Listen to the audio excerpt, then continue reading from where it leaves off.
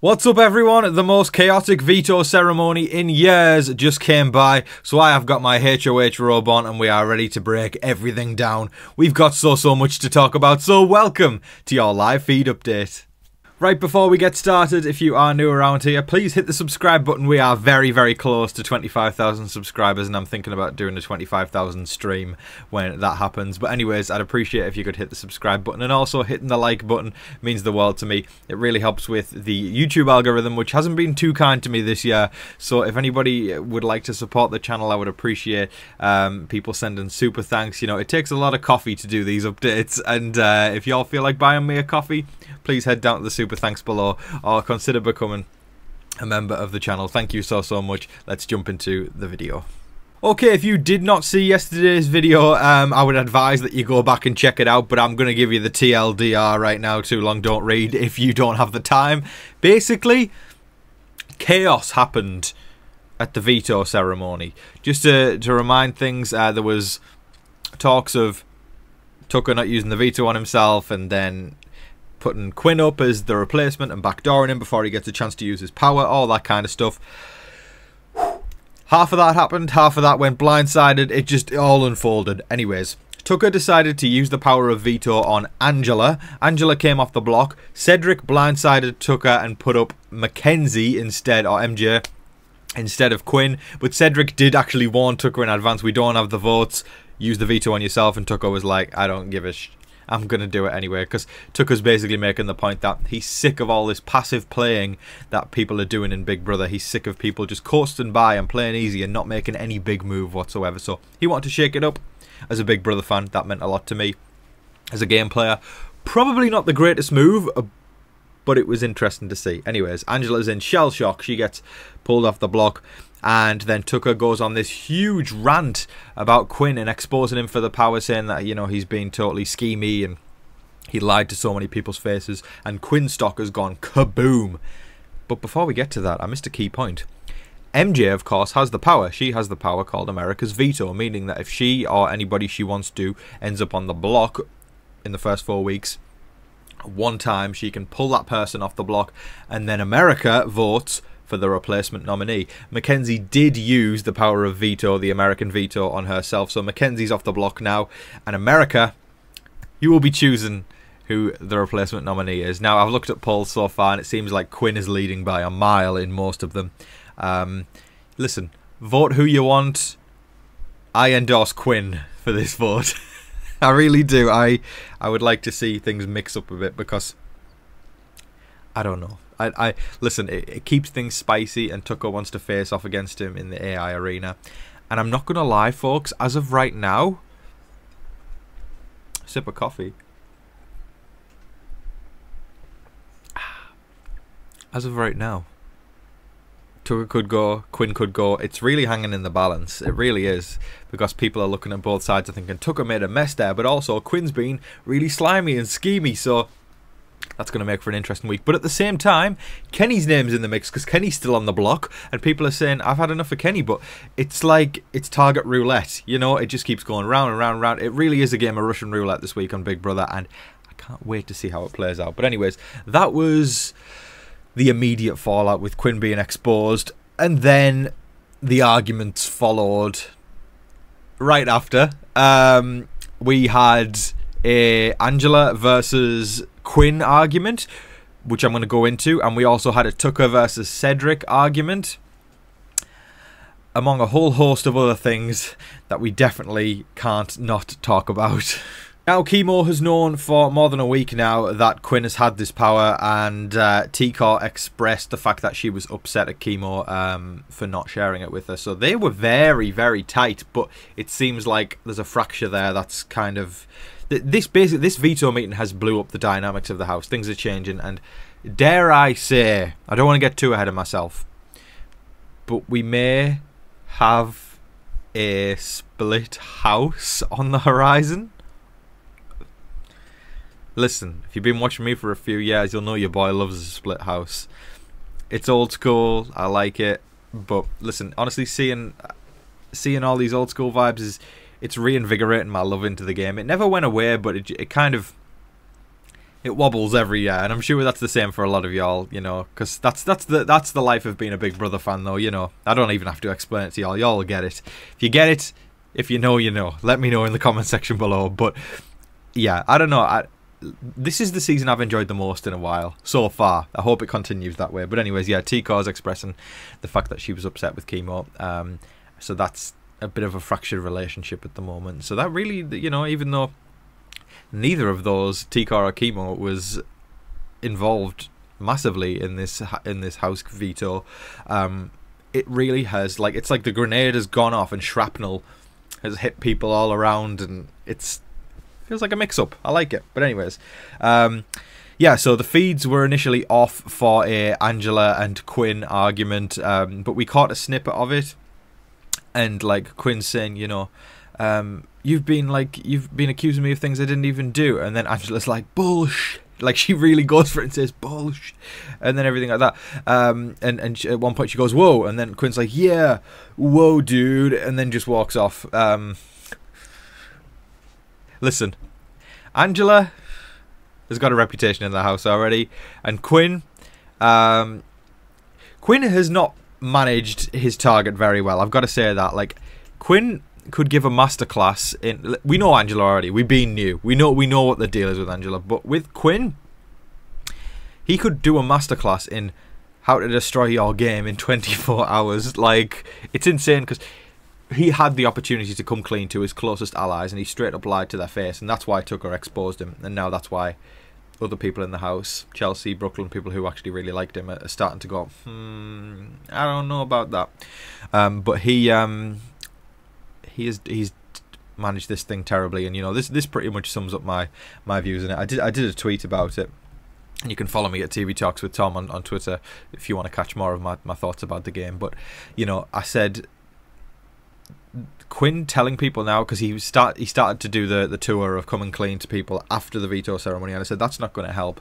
You know, coming clean to people now, it's not going to manage his threat level, because he now has a reputation as like a slimy and schemy player, and by coming clean now, it just kind of seems like you've been forced to rather than you want to, you know.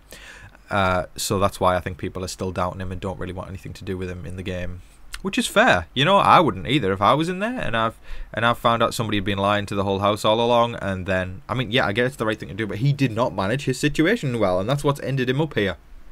But I wouldn't want to trust somebody. Listen, if it's, look, I'm straight to viewer right now. If it's me and you in that house right now, and I find out you've been lying for these first few weeks when we're supposed to be allies, the relationship isn't going to be the same, alright, than it is with people who I feel like have been telling me the truth. And that's just human nature. But yeah, I don't know. That's how I feel about Quinn. But yeah, that was the first argument, Angela versus Quinn. That one's definitely been brewing for a while.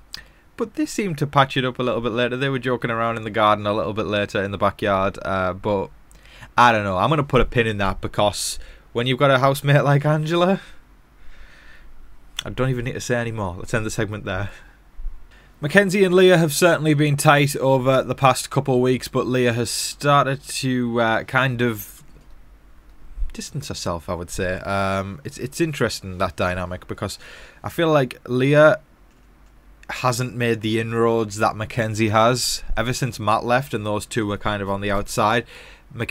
Even though Mackenzie's landed on the block, it hasn't been as a result of her social game, it's been as a result of her upgrade power, you know. If she didn't have that power surrounding her, I don't think she would have hit the block, because people like MJ. I like MJ. I think she's very, very nice, you know.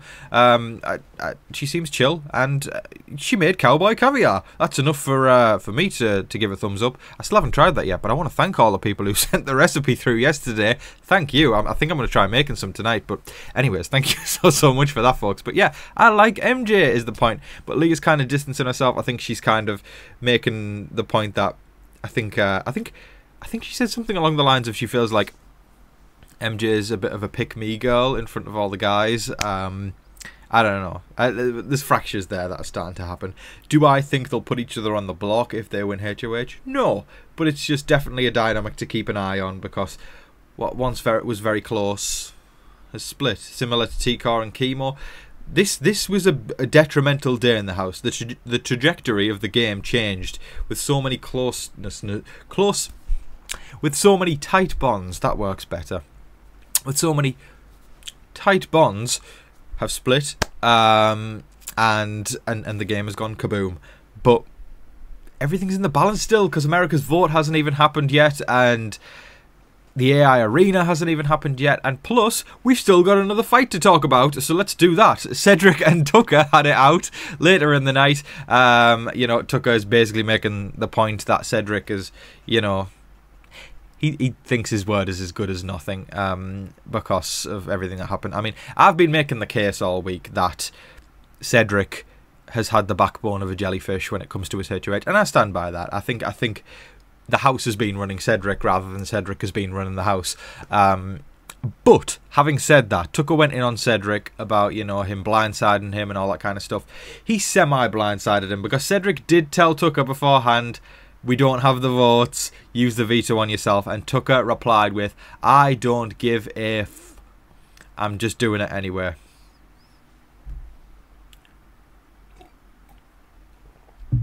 Does that make Tucker a bully? No. Does it make him a bad player? Probably. But do you know what? I'm seeing a lot of people online saying Tucker's a bully for this or whatever. You know, like, similar to Angela. But, listen, it's just... It's a clash of personalities in the game. I don't really think anyone's getting bullied. Cedric has got people to back him up. He's played it safe this week in the way that he has done everything on what his alliance wants him to do rather than him making the decisions himself. Like, this hasn't been Cedric's HOH. Like, listen, he's a lovely guy. He's a lovely kid, right? You know, he's a similar age to me, and I personally, if I was in the house, I wouldn't run my HOH like Cedric. I think I would try and create more agency for myself rather than what Cedric has done, where I feel like he has been a total pushover. But he seems like a nice guy, and I can't fault him on a game level. Listen, I'd struggle to give him a jury vote, but on a personal level, he gets all my jury votes because he's a nice guy. He really is. But Tucker's not playing very well. He's playing messy, but that doesn't mean I hate him. Listen, I am Team Fun Feeds. I like when I can come on here every single day and talk about chaos and fun and blindsides and just messiness, because it makes so much more interesting talk than... And then this person did this, and then this person did that, and then this is probably what's going to happen on Thursday night, and then, oh my god, the house is going to vote together because people don't want to go against the house. And I am sick of game bots. I don't want to play big boring. I want to play Big Brother, and that's why I'm enjoying watching Tucker and Angela, even though they are messy, not good players, but it is fantastic to watch. Thank you very much, casting. That is all of your live feed updates for today, folks. I thoroughly hope you all enjoyed watching. I figured I'd do it in my HOH robe today because this isn't even a HOH robe, it's just a robe.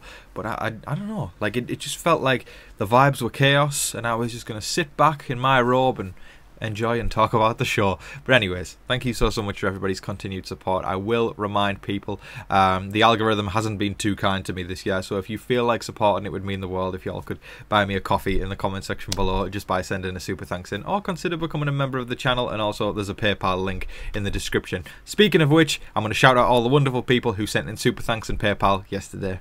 First shout out of the day goes to Soldier Gall 6004. I appreciate you, thank you so much. Next one goes to Jody Cortez.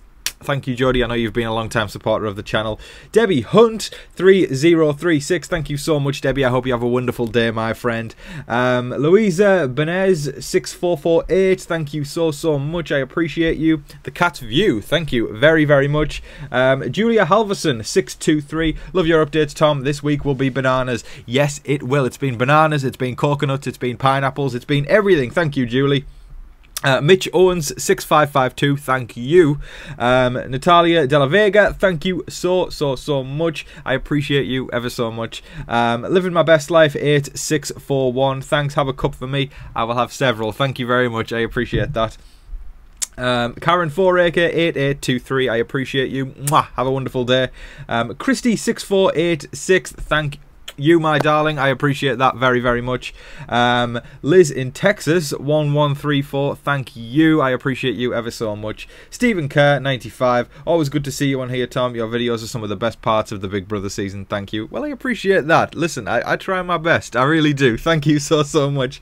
And then we've got Lisa 06810. Lisa says, thanks, hi from Florida, US, Central Florida. Don't know if I missed it, but still wanting to see your hair down. And a song too. Listen, I've done a couple songs already. There are more songs to come, and maybe I'll treat you all a little bit later in the season with the hair down. Thank you, Lisa. And Seo, thank you for the updates, Tom. You're the best. No, you're the best. Thank you so much. Kid Amnesiac 1724, thank you. Jesme, I appreciate you ever so much. Thank you. Y'all have came through with the super thanks yesterday. I'm starting to well up here. I appreciate this. Melissa Komar 5435. I appreciate you, Melissa. Bad Bish Taran, been watching 2 years. Thanks for posting daily, and I want to say I love your songs. Oh, that's really sweet. So creative the way you do things, and you're my first super thanks too. Well, I am so glad that you were able to pop your super thanks cherry on TV Talks with Tom. I appreciate that very much.